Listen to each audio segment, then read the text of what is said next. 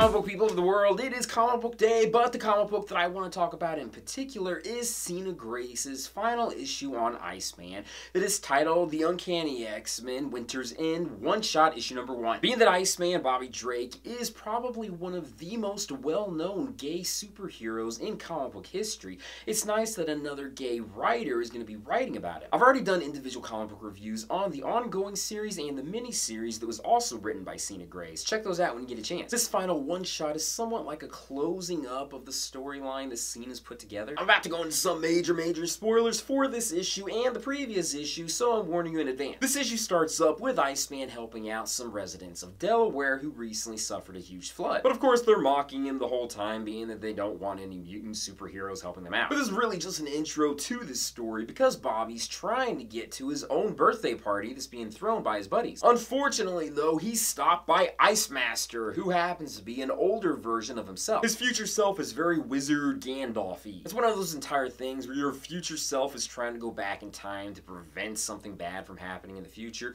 or trying to stop you from making a really stupid mistake. In this instance, he's trying to stop Bobby from going down a path where he falls in love with Dakin. And Dakin obviously betrays him and the rest of the universe, and he becomes a whole cosmic villain in the future. I kind of think that's a really lame thing for Bobby to fall for something like that. And of course, this wouldn't be a comic book if we didn't have some sort of huge battle taking place, which we see between Icemaster and Iceman. Enter Jean Grey, who goes out looking for Bobby, being that he's not at his actual birthday party. Now we get a bit of dramatic closure in this, where Bobby starts to address Jean where she went into his mind when they were teenagers and outed him against his will. It really happened to the younger version of Bobby and Jean Grey when their time-displaced counterparts were put in present day, which was this whole timey-wimey thing. But being that they are supposed to be the same characters and now their memories have been integrated together, it is something that was weighing on Bobby's mind. This is also something that was weighing on a lot of readers' minds as well, because she did do this against his will, which he does address this with her in a huge dramatic way, but at least there is closure to it. Older Bobby Drake sort of just kind of hangs out in the background and then follows them when they go back into his actual party so that he can celebrate his birthday. We get some funny interactions with some of the other characters, as do we get an encounter with Christian Frost. And the Frost's brother is not exactly a good guy, but he's also not on the side of the angels either. He's really trying to pay Bobby back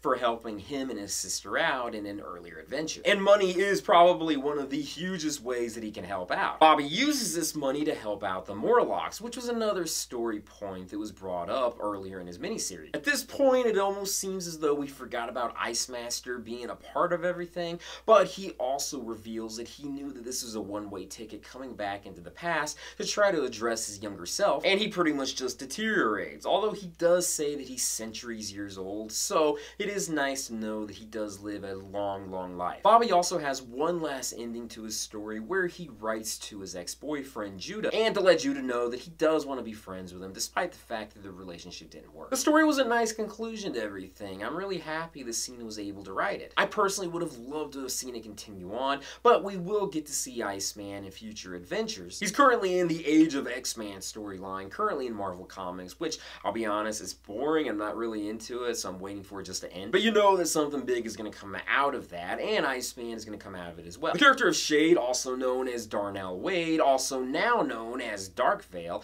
is given a bio at the end of this book, and she also appears at Bobby's birthday party, so I'm hoping that she's going to be a regular character showing up in future issues. I know many fans are already on board with her and excited to see her character develop. Nathan Stockman is the comic book artist for this issue, as he was also the comic book artist for the previous miniseries. He did a wonderful job, and I loved his display of Iceman and his abilities, and I'm very impressed with his talents. End result, I love this comic book. I love Sina Grace's take on Iceman. Like I said, I do wish it can continue on, but everything has to have an end at a certain point. I do hope that we're going to be able to see Bobby have a lot more development further on with other writers, and I hope that we get to see his relationship, whoever that may end up being with, also blossom out. Anyways though, I will go ahead and end this comic book review at this. Like I said, it is comic book day, so there are many other comic books that came out, a couple of which I may talk about later in a future video, one of which is Transformers issue number 1, but that's a video for another day. Thank you guys for watching me in this video. If you haven't done it yet, check out my Patreon site, check out my social media sites, my websites, and everything else out there. Peace, love, namaste, and I'll see you later.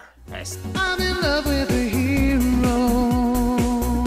Not only did we get get North Star and his husband Kyle show up at Bobby's birthday party, but we also had the Human Torch. I was really hoping that Spider-Man and maybe Firestar would have shown up too. I really feel as though like the three of them together, maybe with the Human Torch as well, and maybe even North Star, that would have been a really great comic book to see these guys all team up together. But again, this may just be wishful thinking on my part.